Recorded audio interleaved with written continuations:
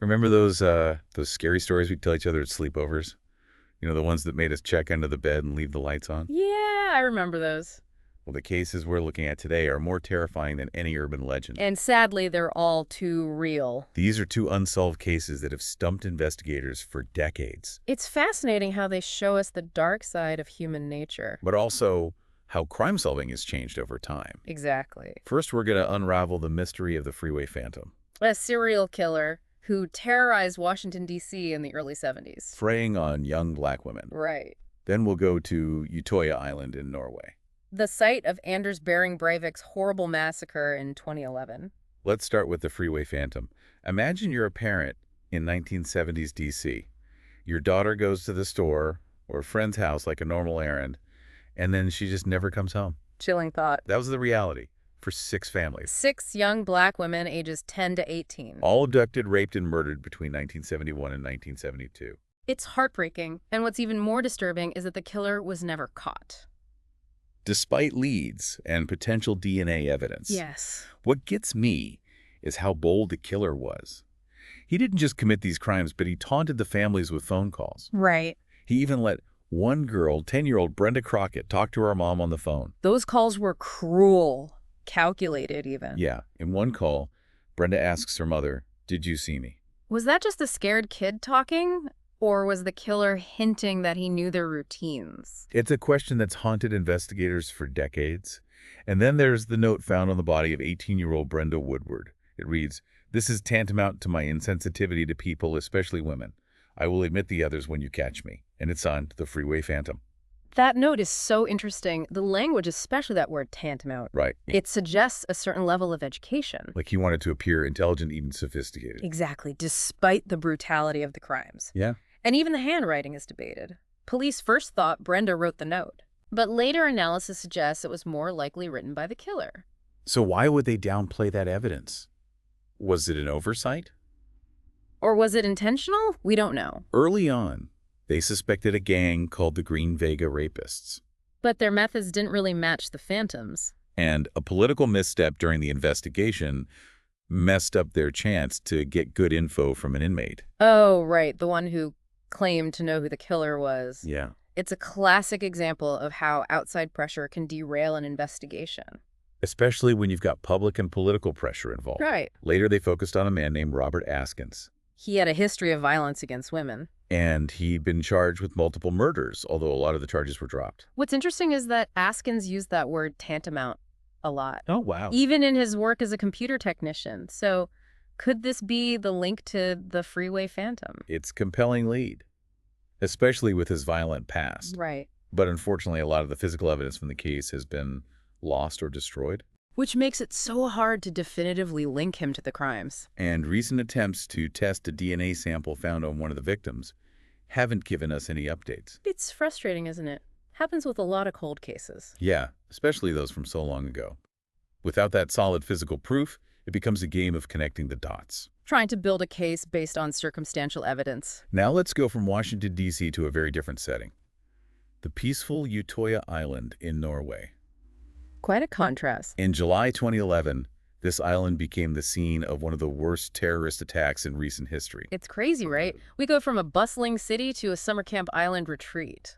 But both became hunting grounds for people who had no regard for human life. It's chilling. The attacker, Anders Behring Breivik, was a right-wing extremist with a carefully planned attack. First, he set off a bomb in Oslo. Killing 8 people. Right, and creating a distraction. His real target was the Norwegian Labour Party's youth summer camp on Utoya Island. The choice of target is important. Breivik wasn't just trying to kill people. He wanted to attack a political movement he hated.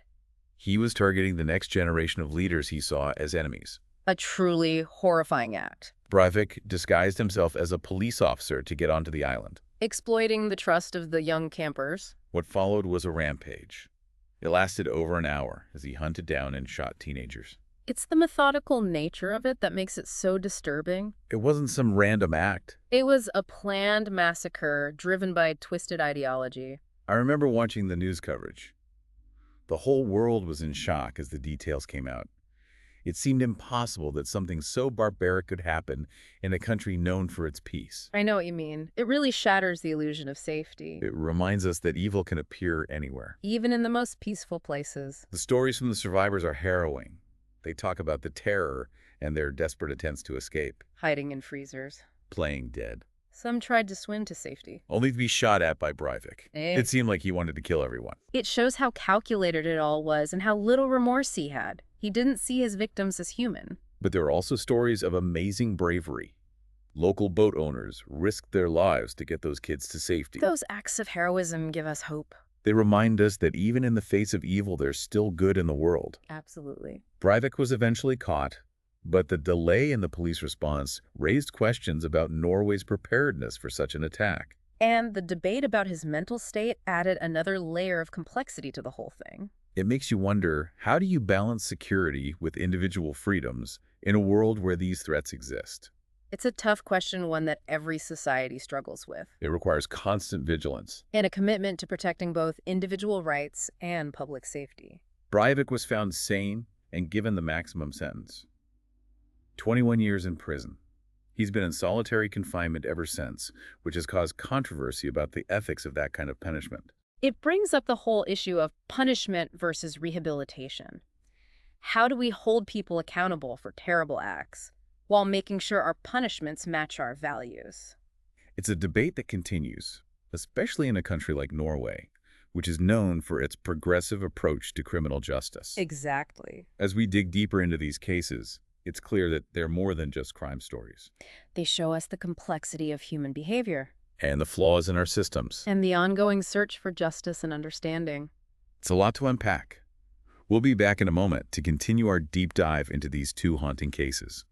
It's important as we look closer at these cases to shift our focus from the killers to the victims and their families. Absolutely. Their stories often get lost in all the sensationalism. But to really understand the impact of these tragedies, we need to hear their experiences. Right. Their experiences are crucial. With the Freeway Phantom case, I just can't imagine the terror those families went through, sending their daughters out for normal everyday things and then they just disappear. It's unimaginable. And to then live with that, not knowing what happened to them for years, to know they were murdered but never seeing anyone brought to justice. That's got to be a wound that never truly heals. I can't imagine. I read that many of the families felt like law enforcement ignored them at the time. Oh, yeah. That's a common sentiment in cases like this. They think that if the victims had been white, things would have been different. That perception of racial bias adds another layer of pain to an already horrible situation. It makes you think about how societal issues affect even basic justice. Now let's talk about the Utoya Island massacre. It's hard to grasp the sheer scale of it. 69 young people, mostly teenagers, gunned down in a place meant for summer fun. The impact on everyone involved, the families, the community, even the entire nation of Norway, was massive, and it's something they're still dealing with today. It forced them to face the fact that even in a society that's known for peace, something like this can happen. The I Survived episode about Utoya is so powerful because you hear directly from the survivors. It's one thing to read about it, but to hear them describe the terror, their attempts to hide or escape, it really hits home. Yeah, it brings the human cost of Breivik's actions into sharp focus. One survivor talks about hiding under a pile of bodies pretending to be dead as Breivik kept shooting. That image is just seared into my mind. To think about the psychological trauma, the guilt, the feeling of utter helplessness. It's hard to even comprehend. And even for those who got away, the scars are there. Many still have anxiety, nightmares, the fear that it could happen again. That's understandable. Trauma like that stays with you. But what strikes me is that despite all that, so many of the survivors have shown incredible resilience. It's amazing, isn't it? Some have become advocates for stricter gun control. Others are working to promote peace and understanding. It shows the strength of the human spirit. They've taken their pain and turned it into something positive, a force for change. It's inspiring. But it's also important to remember that healing takes time. The families who lost loved ones on Utoya are still grieving, and the community as a whole is working through the trauma. Of course it's a process, and it's different for everyone. It makes you wonder how a nation even begins to recover from something like that. Right, it's a huge question. What's interesting is how Norway as a nation chose to respond to this massacre. Obviously, there was a lot of grief, but there was also this determination to hold on to their values.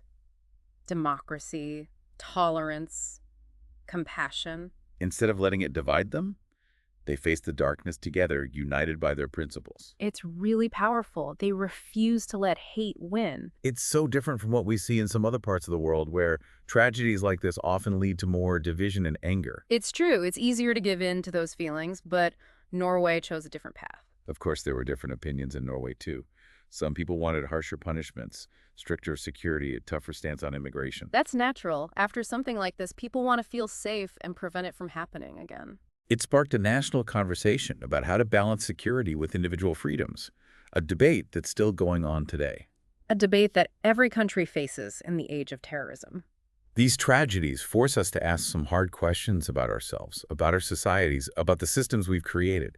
They challenge us to look at our biases, our prejudices, our capacity for both good and evil. It's not easy, but it's necessary if we want to learn and grow from these events. And at the end of the day, the stories of the victims and their families remind us that these aren't just abstract issues. These are real people whose lives have been forever changed. By listening to their stories, by understanding their pain and their resilience, we gain a deeper understanding of the human cost of violence and the urgent need for compassion, empathy, and justice. So we've really gone deep into these two cases, the motivations, the impact on the victims. But as we wrap up our deep dive, I keep coming back to this question, what can we learn from all this? Right. How can we actually use this knowledge to make a difference, to create a safer world? It's easy to feel overwhelmed by the darkness of it all. It is, but I think even in these awful cases, there are lessons to be learned. I agree. Let's start with the Freeway Phantom. Even after all these years, it's still unsolved. It really shows the limits of our justice system. Especially when it comes to victims who are often marginalized. But there's some hope with the recent efforts to take another look at the case.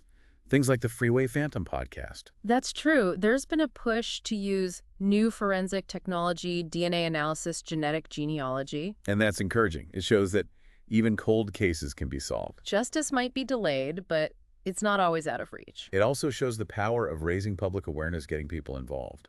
The podcast has definitely brought the case back into the spotlight. It's got people talking, sharing information, encouraging law enforcement to look at the evidence again. That collective effort, that refusal to let the case be forgotten, it says a lot about our desire for justice. It shows that even when it seems impossible, the truth can come out. I hope so. But beyond solving this one case, the Freeway Phantom also makes us face some uncomfortable truths about our justice system. The biases, the inequalities. The fact that many people believe the investigation was flawed because of racial prejudice and lack of resources, it highlights the need for change. We need to be constantly challenging those biases, making sure every victim is treated equally. Every victim deserves justice no matter who they are. Absolutely. Now, with the Utoya Island massacre, as horrific as it was, it also gives us some insight into how we can prevent these kinds of things from happening. You're thinking about Breivik's planning his online radicalization, how he exploited weaknesses in security. Exactly. Those are all areas where we need to be more proactive. We need to be watching for extremist content online, that's for sure. And making sure places like schools and camps have proper security measures. We also need to encourage people to report anything suspicious. But I think it goes even deeper than that. What do you mean? I think we need to address the root causes of radicalization. The underlying factors that lead people down that path. Things like social isolation, economic inequality, political polarization, those create an environment where extremism can flourish. You're right. We need to address those issues if we want to make a real difference. It's not enough to just react to threats. We have to build a society where those threats are less likely to appear in the first place. It's about promoting critical thinking, encouraging empathy and understanding between different groups. I'm working to fix systems that are unfair and unjust. It's a long process with a lot of moving parts. But it's necessary if we want to create a better future. And in the midst of all this darkness and tragedy, it's important to remember the resilience of the Utoya survivors. Their stories are truly inspiring. They faced unimaginable horror, and yet they found a way to heal, to grow, to find meaning in their lives. They show us the strength of the human spirit. They remind us that even after the worst kind of loss, hope and compassion can still exist. So as we close out this deep dive, what are the main takeaways? What can we do as individuals, as a society, to learn from these tragedies and work to prevent them from happening again? I think first and foremost, we have to stay aware. We have to recognize that the potential for violence is out there and be ready to report anything that seems off. We can't just ignore it and hope it goes away. And we need to support victims of violence and their families, not just in the immediate aftermath, but for the long haul. It's a journey. Healing takes time and support. And finally, we have to be willing to have those tough conversations about why this happens. About the deep-rooted issues that contribute to violence. We have to talk about systemic bias, inequality, the spread of hateful ideologies. Those conversations aren't easy, but they're crucial if we want to build a better world. It's been a heavy conversation today, exploring the dark side of humanity. But I think it's been a valuable one. I hope it's given you something to think about and maybe even inspired you to take action. Me too. Let's honor the memories of those we've lost by working together to create a world where compassion, empathy, and justice are the norm. I think that's a great goal to strive for. Thanks for joining us on this deep dive. Keep asking those tough questions, keep searching for answers, and keep working towards a better future.